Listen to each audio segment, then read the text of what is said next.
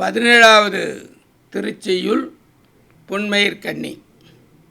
கண்டு களித்த எம்மிரையை காதலறவே கூடி கொண்டிருந்தால் அன்றோ கொடுக்கும் இன்பம் பொன்மையிலே. கண்டு களித்த எம்மிரையை காதலறவே கூடி கொண்டிருந்தால் அன்றோ கொடுக்கும் இன்பம் பொன்மையிலே. இது என்ன விஷயம்னா, ஏற்கனவே ஒரு இறைவனை தரிசனம் கிடைச்சாச்சு. கிடைச்ச தரிசனத்தை தொடர்ந்து அன்பாக அதை பார்த்துக்கிட்டே இருக்கும். அது கூடயே வந்தோம்னா ஒரு தாயும் ஒரு குழந்தையும் எப்படி ஒன்றா இருந்தால் ஒரு சந்தோஷமாக இருக்குமோ கொடுக்கும் இன்பம் பொன்மையிலே. இதுதான் இல்லை, தாயும் குழந்தையும் போல். அதை சாமி அதை தாயென வருவாயின்னா கூட போற்றின்னு எழுதியிருப்பார். ஐயனே அரசையே போற்றின்னு வரும்போது போற்றி விண்ணப்பத்தில் தாயென வருவாய் போற்றின்னு எழுதியிருப்பார்.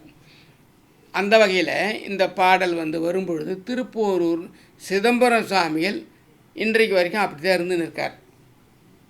அந்த திருப்போரூர் முருகனும் குருவும் திருவும் அப்படி எடுக்கும்பொழுது இந்த பாட்டுக்கு பொருத்தமாக இருக்கும். இந்த பாட்டை ஞாபகம் வச்சுக்கணுன்னாக்கா திருப்போரூர் சிதம்பரம் சுவாமியில் ஞாபகம் வச்சுக்கணும். என்ன விஷயம்னா, இதை நான் ஒரு நூல் வரலாறு எடுத்தேன். அதில் அந்த சுப்பிரமணிய பராக்கிரமம்னு ஒரு புத்தகம் இருக்குது. அதில் 4 பேஜ் கொடுக்குறாங்க, 15, 16, 17, 18. அந்த பக்கத்தில் இது வருது. சிவரகசியம் அப்படின்னு சொல்லிட்டு ஒன்று கொடுக்குறாங்க. பரம இதிகாசம் அப்படின்னு கொடுக்குறாங்க. அதில் தாரகன் கதை உரைத்த அத்தியாயம் அப்படின்னு வருது. தாரகன் கதை உரைத்த அத்தியாயம்னு வருது. இது என்ன விஷயம்னா, 6 படைக்கு முன்னாடியே இந்த கோயில் இருக்குது. அதுதான் இதை பேடிக்கையாக இருக்குது.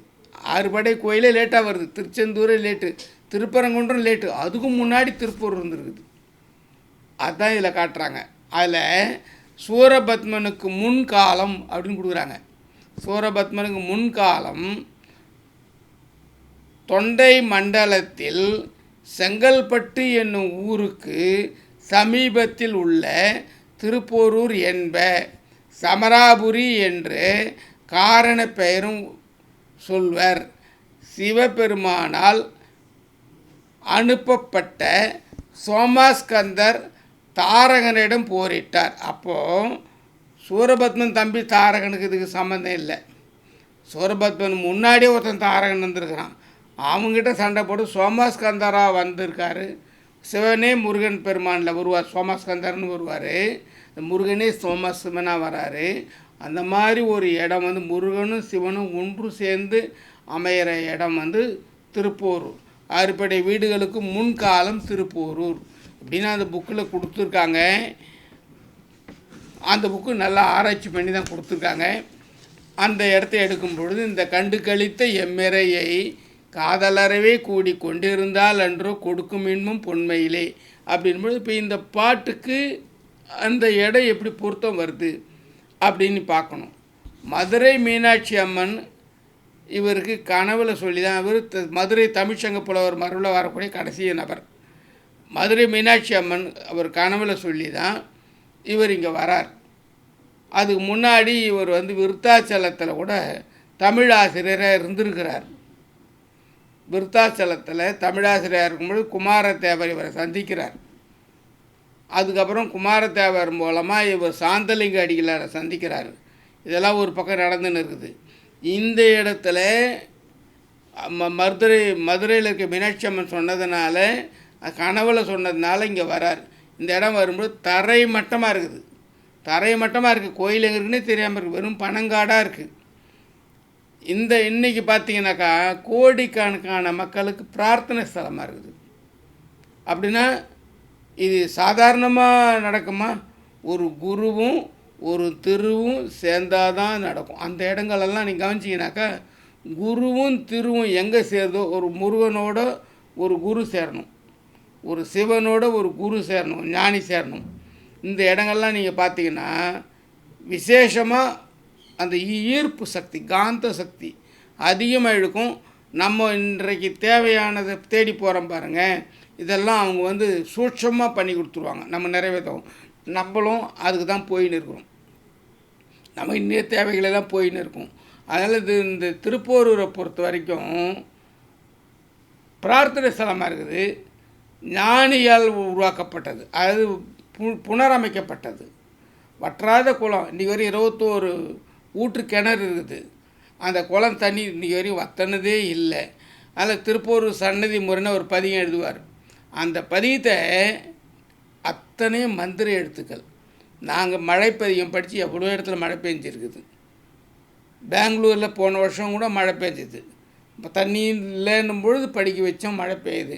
இப்போ கூட நீங்கள் சேலஞ்ச் பண்ணலாம். கோயம்புத்தூரில் அப்போ நாங்கள் இப்போ உட்காந்துருக்கும் பொழுது சிறுவாணி டேமில் 24 நாளைக்கு தான் தண்ணின்னு பேப்பரில் போடுறான். அப்புறம் அங்கே உட்காந்து படிக்கிறோம். நாங்கள் இதில் வேண்டி இது பண்ணுறது விளம்பரம் பண்ணிக்கிறது இல்லை. நான் பாட்டு ஒரு பிள்ளையார் கோயிலில் உட்காந்து படிப்போம். ஆரஸ்வரம் பிள்ளையார் கோயிலில் உட்காந்து படிப்போம். அது பாட்டு மழை பெய்யும். நீங்கள் இது கவனித்து பார்த்தீங்கன்னா மழைப்பதியம் சிதம்பரம் சுவாமியில் எழுதுனது மழைப்பதியம். யார் எங்கே படித்தாலும் அது வேலை செய்யும். அதில் பிணி நீக்கும் பதியம். உயிருக்கு இருக்கிறது பிணி, உடம்புக்கு இருக்கிறது நோய். நல்லா புரிஞ்சிங்க. உடம்புக்கு இருக்கிறது நோய், உயிருக்கு இருக்கிறது பிணி. போன ஜென்ம வினைகள்லேருந்து வர்றது, சித்தத்துலேருந்து வர்றது. அதை நீக்கக்கூடியது பிணி நீக்கும் பதிகம் அவற்றில் இருக்குது. அது கர்மான்னு சொல்கிறாங்களா, அதை விளக்கக்கூடிய மந்திர தமிழ் அழகான வார்த்தைகளை அவர் அதில் போட்டு வச்சுருக்கார். அவர் அந்தளவு தமிழ் ஆசிரியர், அதனால் அந்தளவுக்கு அவர் பண்ணியிருக்கார். புலவர் மரபில் வரவர். அதனால் இன்னும் அவர் மேலே குழந்தைலாம் விளையாடுறா போலலாம் முருகன் பேரில் பாலாட்டு பாட்டு, சப்பானி பருவம் அப்படின்லாம் கூட பாட்டு பாடியிருப்பார். அந்த பாட்டெல்லாம் பாடி அந்த பாடலை வெற்றி பெறவங்க நிறைய பேர் இருக்கிறாங்க. நாங்கள் அதனால் அது ஒரு விநாயகர் கோயில் மட்டும்தான் இவர் போகும்பொழுது இருக்குது. அந்த விநாயகர் கோயில் வேம்படி விநாயகர் கோயிலில் இருந்து தான் இவர் அங்கே போயிருக்காரு. அந்த திருப்பூர் கோயிலுக்கு கோயிலை கண்டுபிடிக்கிறாரு. அந்த பனை மரத்து கீழே புற்றையை கண்டுபிடிக்கிறாரு. சுயம்பு முருகனை கண்டுபிடிக்கிறாரு. அதுக்கப்புறம் அந்த முருகன் கோயிலுக்கு மூலவராக்கி அதே இடத்துல முருகனை கொண்டு வராரு. சுயம்பு முருகன் மாற்ற முடியாது. அதெல்லாம் அதே இடத்துல கோயிலை கட்டி நிர்மாணம் பண்ணி அந்த அமைப்பு வச்சு பண்ணியிருக்காரு. அதோடு இவரும் அங்கேருந்து ஒரு 1.5 கிலோமீட்டர் 2 கிலோமீட்டரில் முன்னாடி கண்ணகப்பட்டுன்ற ஊரில் சமாதியாக இருக்கார். சமாதியிலேருந்து சுரங்கப்பாதை இருக்கிறதா சொல்லுவாங்க.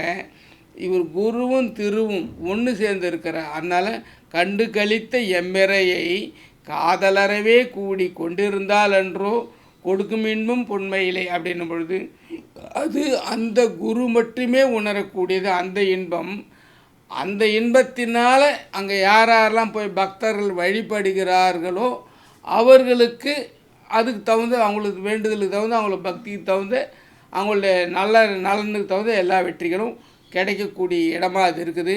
இந்த பாட்டை நீங்கள் நினைக்கும் பொழுது திருப்பூரூர் முருகனையும் திருப்பூர் சிதம்பரம் சுவாமிகளையும் மனசில் வச்சு நீங்கள் இந்த பாட்டை படிச்சிங்கனாக்கா இந்த பாட்டு உங்களுக்கு அற்புதமான வெற்றிகளை தரும். எல்லோரும் வெற்றி பெறுமாறு வாழ்த்துக்கிறோம்.